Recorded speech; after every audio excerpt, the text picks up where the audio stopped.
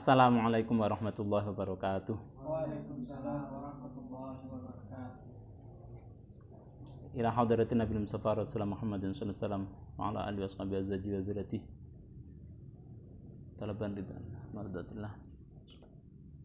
Syaikhana. Bakar al-asfar. Syaikhul lahumul Fatihah. A'udzu billahi minasyaitonir rajim. Bismillahirrahmanirrahim. Alhamdulillahirabbil alamin. Arrahmanir rahim. Maliki yaumiddin. Iyyaka na'budu wa iyyaka nasta'in. Ihdinas siratal mustaqim. Siratal ladzina an'amta 'alaihim ghairil maghdubi 'alaihim waladdallin. Bismillahirrahmanirrahim. Kita lanjutkan hadis ke-6 kitab Syarah Al-Usfuri. Sekali lagi bahwa dengan hadis-hadis ini sangat menginspirasi memang, karena memang hadis-hadis ini bila diterapkan dalam kehidupan sehari-hari membuat kita itu semakin termotivasi untuk semakin menambah amal ibadah. Kemudian hikayat-hikayat yang ada ini, cerita-cerita yang ada ini memang ada, nyata, diriwayatkan melalui oleh sahabat, oleh tabi'in dan sebagainya, sampai kemudian menuju sampai kita. Artinya apa? Cerita ini memang selain masyhur sudah valid. Cara di buku, sampai kalau melihat di buku itu ada, oh ini sumbernya dari ini, kan? Tradisi membuat sumber-sumber ilmiah, tulisan-tulisan yang ilmiah ada sumbernya. Siapa yang mengatakan dari ini, dari untuk tradisi di Arab itu memang zaman dahulu sudah ada. Terkenalnya orang Arab itu memang ummi, tidak banyak yang bisa membaca dan menulis. Cuma sedikit orang yang bisa membaca dan menulis. Salah satunya Nabi itu termasuk orang yang pada zamannya itu memang ummi, tidak bisa baca dan menulis. Dan itu lebih banyak yang ummi memang, artinya orang yang seperti itu daripada orang. Ya, tradisinya orang dengan informasi. Kalau itu dengan apa? Mengingat. Dengan cara mengingat. Ketika ada ungkapan-ungkapan syair-syair Arab itu bagus, kayak Ka'ab bin Zuhair itu dan sebagainya, itu adalah orang masa-masa jahiliyah, termasuk Sayyidina Umar. Sayyidina Umar itu orang yang cerdas. Ketika mengatakan sesuatu dengan syair-syair itu dari zaman dahulu itu pada zamannya itu memang orang terkenal, dan ketika mengucapkan itu memang hafal. Dari mana tradisi? Ibarat kita itu kan ada tradisi namanya pantun, itu ya, pantun. Bila ada sawah di ladang, bolehlah Gak pernah kerungu itu. Bila ada sumur di ladang, bolehlah numpang mandi. Bila ada umur panjang, berilah kita bertemu lagi. Kan itu kan masyhur dari mbuh teko sapa. Arab itu juga memiliki tradisi syair yang turun-temurun seperti itu. Dari siapa? Kalau kemudian informasinya yang memang perlu diingat dari ini, menggunakan an ini, dari ini. Itu tradisi seperti itu ilmiah dan valid. Itu terjaga sampai sekarang, termasuk periwayatan hadis sama Al-Quran ini. Kalau Al-Quran alhamdulillah sudah dikodifikasi pada zamannya Sayyidina Utsman, kan itu makanya ada Rasm Utsman itu dibukukan. Umpama zaman dahulu para sahabat yang hafal Al-Quran itu tidak banyak yang meninggal ketika perang, kemudian enggak dibukukan Al-Quran itu ya, itu usulannya Sayyidina Umar dan dilakukan pada masanya Sayyidina Abu Bakar, tidak dilakukan mulai itu, ya sudah, Al-Quran itu tidak dibukukan. Sampean jadi orang Islam yang ada di Indonesia termasuk awak dewi ini, sampean harus hafal. Itu dari mana hafal? Jangankan sampai zaman sekarang, pada zaman tabi'in saja itu bacaan Al-Quran itu sudah banyak yang enggak sama. Masih pada zamannya Umayyah zamannya Khalifah itu, pada zamannya Khalifah itu sudah banyak yang berbeda, mocone berbeda. Lah bahaya lah mocone berbeda. Bismillahirrahmanirrahim atau sampai ayat itu kan orang beda, bacanya bagaimana, maka bahaya. Wakaf-wakafnya itu juga berhenti, maka maknanya tidak tersampaikan. Tapi Allah menjamin, inna nahnu nazzalna dzikra wa inna lahu hafizun. Allah itu menjamin keaslian kemurnian Al-Quran. Sekali lagi, jadi semacam itu periwayatan Al-Quran, periwayatan hadis itu sampai sekarang, sampai saat ini pun masih murni. Cerita ini kebenarannya itu valid. bisa dipertanggungjawabkan. Ini hadis, kita lanjutkan. Bismillahirrahmanirrahim. Al hadis sadis utawi kiku hadis kang kaping 6. An Abi Nadril Al-Wasiti, saking Abi Nadir Al-Wasiti, qala ngucap sapa Abi Nadir, sami'tu wus krungu sapa ingsun Aba Raja in Al-Ataridi, saking Abu Raja Al-Ataridi, yuhaditsu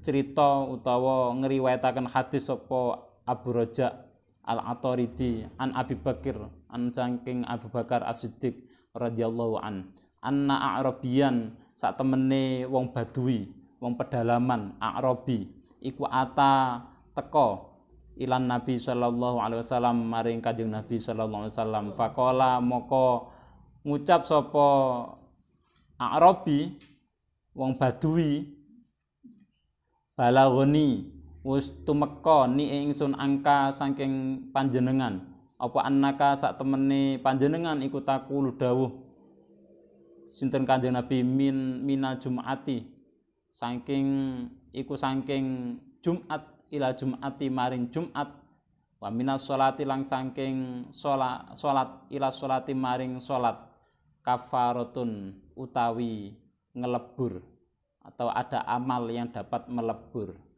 lima maring barang bainahunna ing dalem antarane Jumat, liman kedue wong ijtanaba kang ngedoi sapa man al-kabaira ing pira-pira dosa.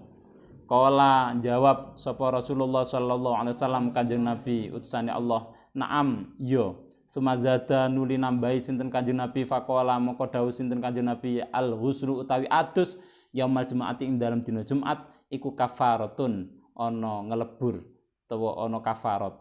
Wal masyu utawi mlaku lumaku ilal Jum'ati maring menuju ke salat Jumat iku kafaratun ana kafarat.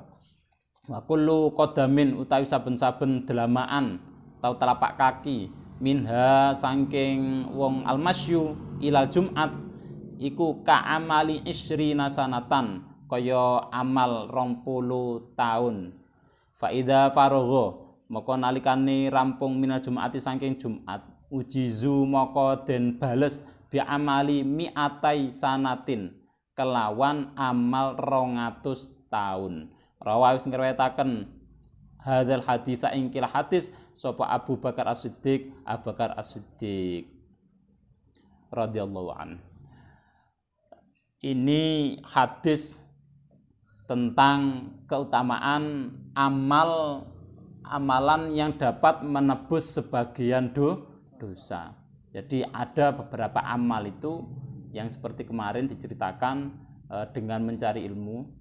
Amal mencari ilmu itu dapat diganjar dengan sekian ribu tahun amal, begitu kan, yang diterima tanpa ditolak. Sedangkan ini ada satu amal yang dapat melebur dosa kita. Dapat apa? Melebur dosa.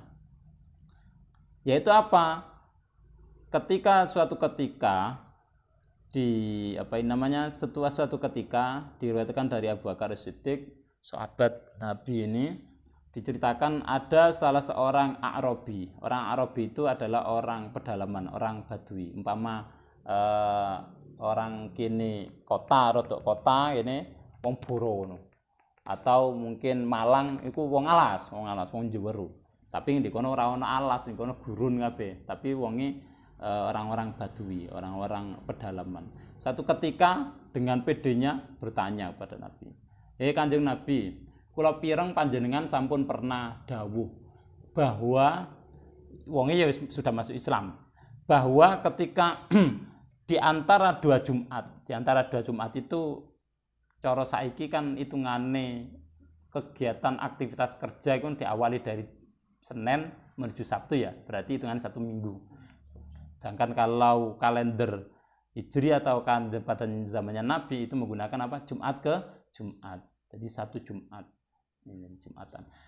Ini dihitung 1 minggu itu, beliau pernah mengatakan bahwa setiap dari Jumat ke Jumat, dari sholat Jumat menuju ke sholat Jumat itu ada ibadah, amal ibadah itu yang dapat melebur dosa, yang dapat menjauhkan atau dapat menghilangkan dosa-dosa. Kemudian Nabi jawabnya apa?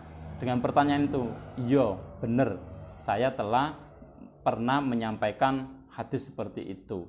Kemudian Nabi menambahkan apa yang dimaksud al-kafaroh itu, yang dapat melebur itu, yaitu al-ghuslu yaumal Jumat, mandi di hari Jumat, tapi harus niat. Jadi sebelum berangkat Jumatan itu mandi dulu, mandi sunnah. Itu pahalanya itu dapat melebur dosa, kafaroh. Kemudian orang yang berjalan setelah mandi kemudian jalan menuju mana? Masjid, mau melaksanakan sholat Jumat, setiap telapak kaki yang menapaki jalan menuju Jumatan ini itu adalah amalnya ini disetarakan dengan ka'amali isyrina sanatan, seperti ibadah amal selama 20 tahun setiap Jumat. Nah, kalau selama satu Jumat itu juga tidak pernah melakukan dosa-dosa besar, maka akan dibalas setelah satu Jumat selesai, maka akan dibalas dengan apa? Dengan amal bahkan lebih baik lagi, lebih banyak lagi. Dengan apa?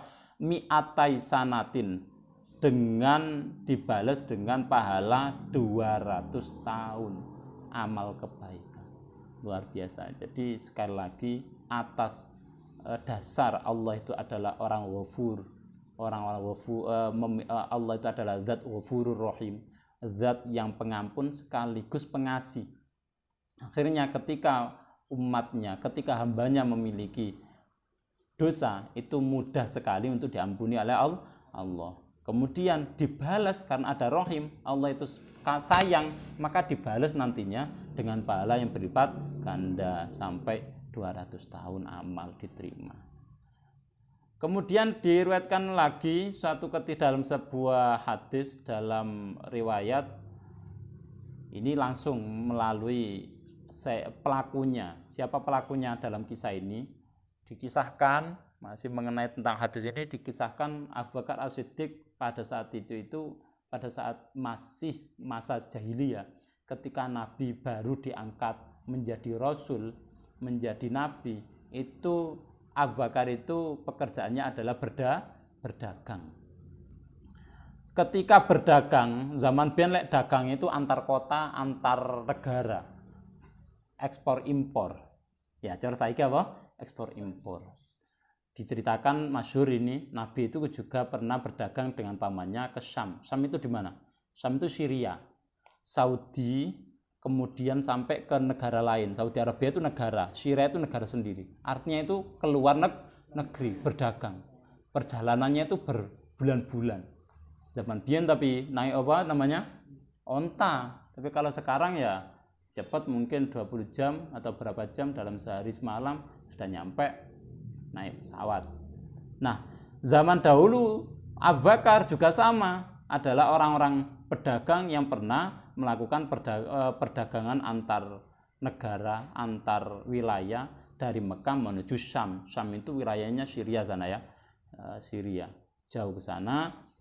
Suatu ketika diceritakan ada sebuah peristiwa yang menyebabkan dia itu masuk Islam. Sebuah peristiwa yang dialami sendiri oleh Sayyidina Abu Bakar itu, sehingga dia yakin, sehingga dia taslim, sehingga dia mau masuk Islam dengan keislaman yang kuat. Sebenarnya Sayyidina Abu Bakar sama Nabi itu usianya hanya selisih 2 tahun lebih berapa bulan gitu. Selisihnya sedikit. Lebih dulu Nabi, setelah 2 bulan, ibaratnya Nabi itu umpama bulan Agustus gitu ya. Sayyidina Abu Bakar berarti apa? Agustus, September, Oktober gitu. Oktober dengan beberapa selisih apa tadi kok bulan? Selisih apa? Beberapa tahun dan beberapa bulan. Berarti ya 2 tahun. Selisihnya hanya berapa? 2 tahun. Jadi enggak banyak selisihnya. Artinya hampir sepantaran, tapi lebih sepuh Nabi sedikit.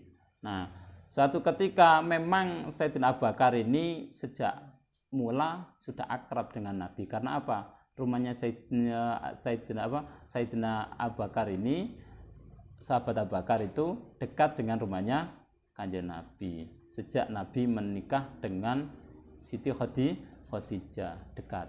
Jadi kemudian ya karena tonggoan ya kan. Tonggoan kan sering jagongan bareng ya kan. Jagongan bareng, apalagi dengan beliau ketika baru diangkat Nabi, itu ya sering sharing. Tapi waktu itu dalam awal-awal dalam Nabi diutus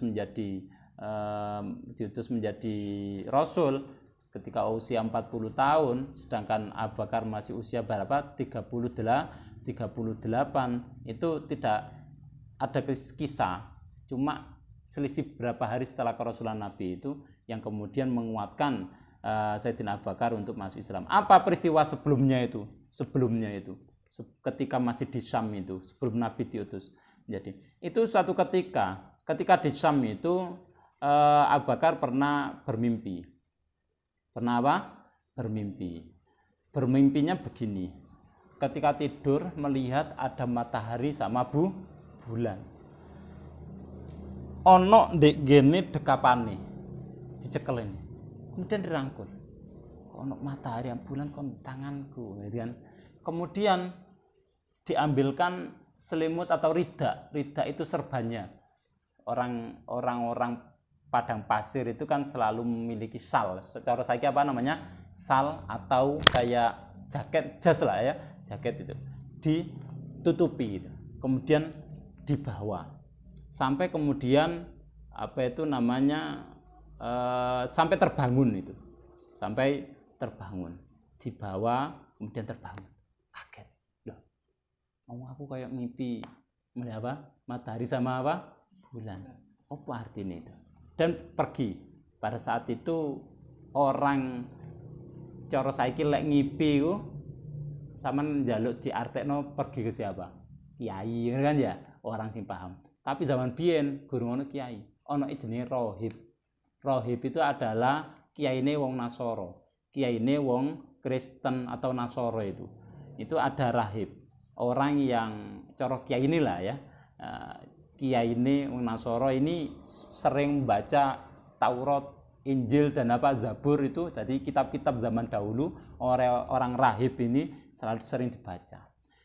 Artinya punya pandangan luas, bisa menafsirkan mimpi dan sebagainya. Pandangannya kemudian punya mata batin yang luar biasa. Akhirnya itu buat rujukan oleh orang-orang. Salah satunya Abu Bakar juga mendatangi ke rahib tersebut. Untuk apa? Bertanya terkait tentang mimpinya semalam itu. Kemudian datang waqala ru'ya mengatakan waqala Abu Bakar itu mengatakan diceritakan ada apa ya? Kira-kira artinya apa Pak Rahib? Ini ceritanya seperti ini tadi itu. Ada matahari dan bulan di dekapan saya ini. Ini apa artinya? Kemudian rahib ini bertanya. Tanya min aina anta? Sampean itu dari mana asalnya? Saya asalnya dari Mekah. Kemudian ditanya lagi, dari kabilah apa? Saya dari kabilah Tamim. Tanya lagi, sekarang pekerjaanmu apa? Saya berdagang, kebetulan ini dagang ke Syam.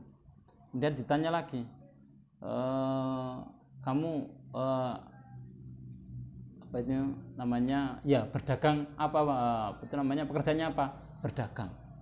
Kemudian dijawab, maka rada mikir dulu, kemudian dijawab. Sepertinya memang sama dengan prediksi apa yang pernah saya baca. Akan ada orang yang bertanya seperti ini. Artinya itu adalah orangnya nerawang jauh dengan dijawab bahwa artinya adalah akan datang, akan lahir seseorang dari Bani Hashim yang dinamakan dengan Muhammad Al-Amin. Orang itu dari kabilah Hashim, dari suku Hashim atau dari keluarga Bani Hashim, dan dia yang lahir itu nanti kelak menjadi nabi akhir zaman. Andai kata tidak ada orang ini dilahirkan, maka Allah tidak akan pernah menciptakan langit dan bumi. Kemudian diartikan lagi bahwa perumpamaan ada matahari dan bulan itu adalah nanti kelak lahirlah seorang nabi yang menjadi Sayyidul Anbiya, menjadi tuannya para nabi. Dan kamu, ini ada lanjutannya. Kenapa kamu yang ngimpi? Karena kelak kamulah yang kamu akan masuk Islam dan kamu akan menjadi menterinya, akan menjadi penggantinya, akan menjadi apa? Khalifah. Setelah nabi tadi itu, seorang nabi itu meninggal. Dengan akhirnya setelah diceritani seperti itu, oh artinya seperti itu. Berlalu agak lama sampai perjalanan balik ke Mekah. Balik ke Mekah, kemudian wis tutuk di Mekah, ketemu dengan Nabi. Terjadilah peristiwa Nabi yang mengaku seorang Nabi mendapatkan wahyu untuk menjadi Rasul itu ya, dijadikan utusan menjadi Rasul. Dalam beberapa hari itu Sayyidina Abu Bakar itu galau, percaya apa enggak? Nah, gitu kan, percaya bahwa Nabi, orang yang tonggoku sing biasanya ketemu aku iki, kok moro-moro ngaku sebagai apa namanya? Nabi. Yang pertama kali dari kalangan perempuan yang mengakui Nabi itu adalah seorang Rasul adalah istrinya Khadijah. Tetapi tetangganya itu yang pertama itu nanti adalah Abu Bakar. Tapi sebelumnya gurung yakin teman. Akhirnya dia muterai, sering jagongan ya pancet, tapi nggak ngomong apa-apa. Nggak kemudian masuk Islam syahadat kepada Nabi, enggak. Cuma itu tadi, cuma jagong biasa. Satu ketika nyeluk, satu ketika Nabi akhirnya manggil siapa namanya? Abu Bakar. Abu Bakar, kami itu kan sahabat saya. Kami itu kan tetangga saya, biasanya jagongan nabi aku. Sampean gak pingin mlebu Islam tak? Sampean lah ya ngerti sih, aku cerita dan sudah tersebar di kalangan Quraisy bahwa beliau juga ngajak orang secara sembunyi-sembunyi, terutama sampean kemarin tak ceritani. Jadi wis asli seru, tapi enggak mau masuk Islam Asyana dalam beberapa hari itu Sayyidina Abu Bakar. Dijawab sama Sayyidina Abu Bakar. Iya sih, nggih sih Nabi, nggih sih gak Nabi ya, nggih sih Muhammad, iya sih Muhammad.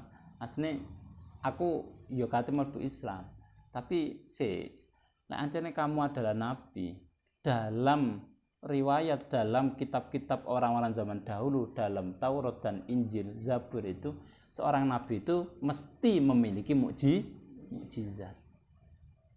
Jadi sahabat Abu Bakar untuk meyakinkan dirinya itu sebenarnya harus ngerti, karena sebelumnya sudah dikasih apa tadi itu cerita oleh rahib tadi itu bahwa akan lahir. Ini berarti bener ini ngaku berarti anjir Nabi.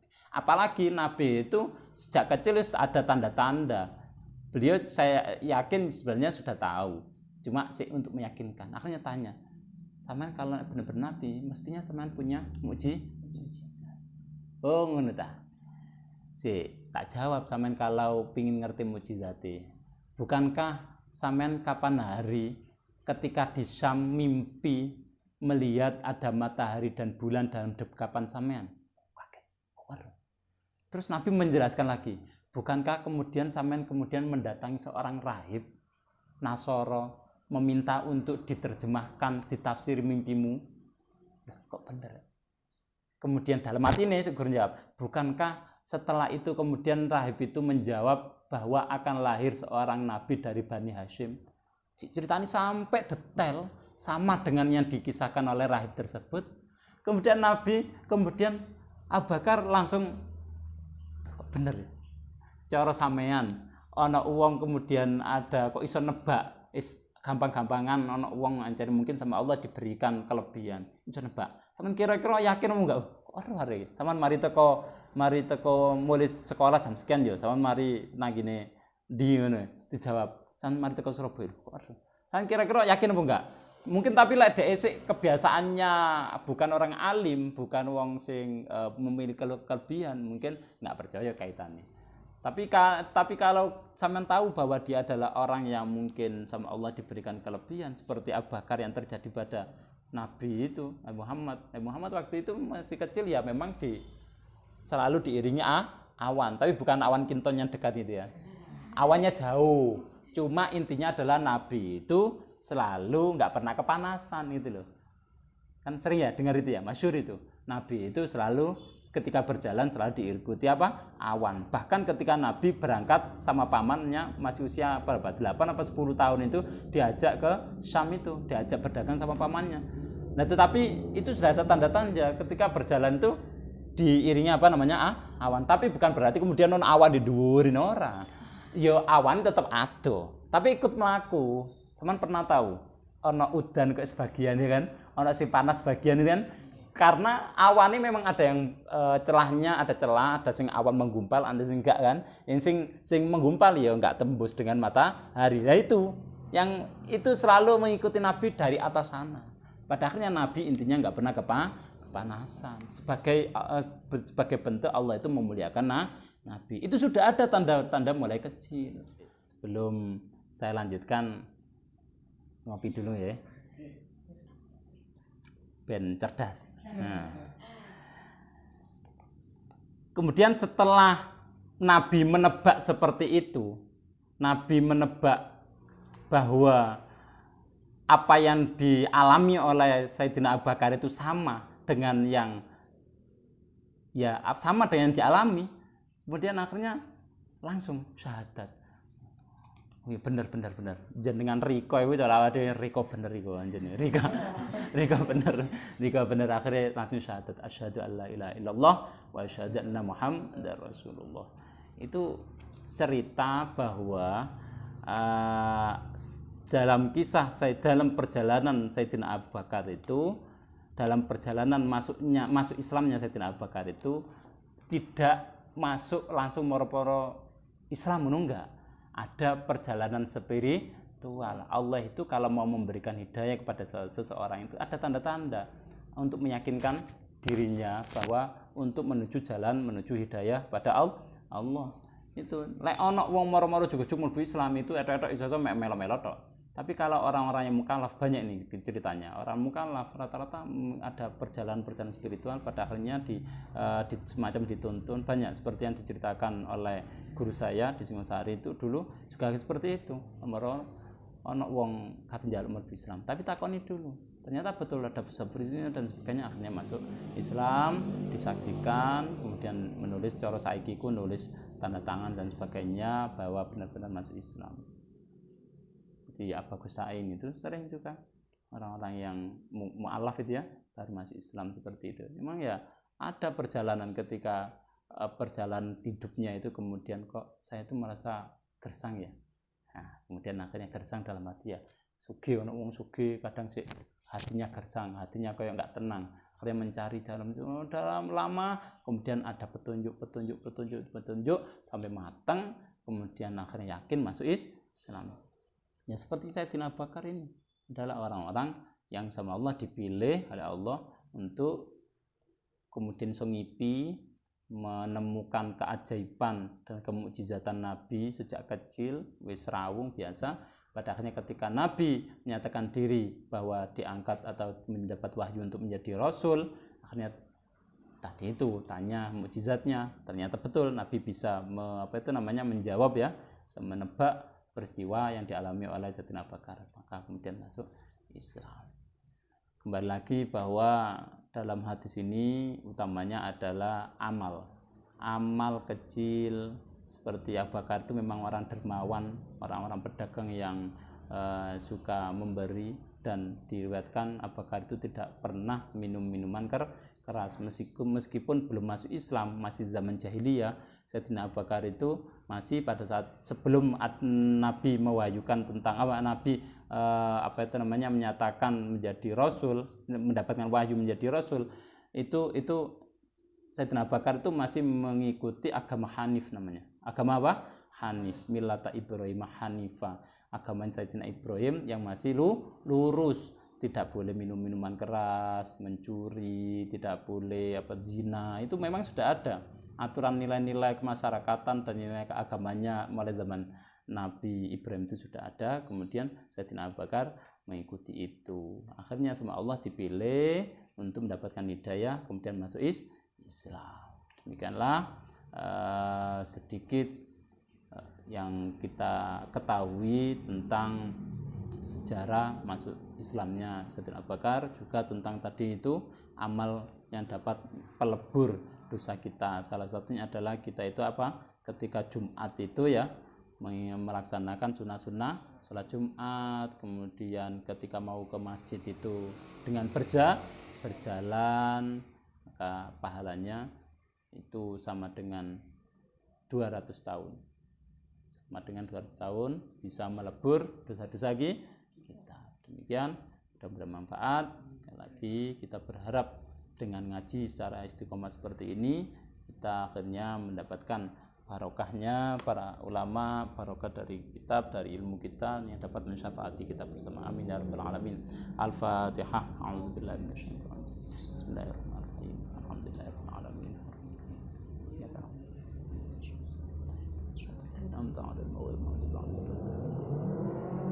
Bismillahirrahmanirrahim. Wal 'asri innal insana fi khusr illa alladziina aamanu wa 'amilus shalihati wa tawassaw bil haqqi wa Subhanakallahumma wa bihamdika asyhadu an la ilaha illa anta astaghfiruka. Assalamualaikum warahmatullahi wabarakatuh.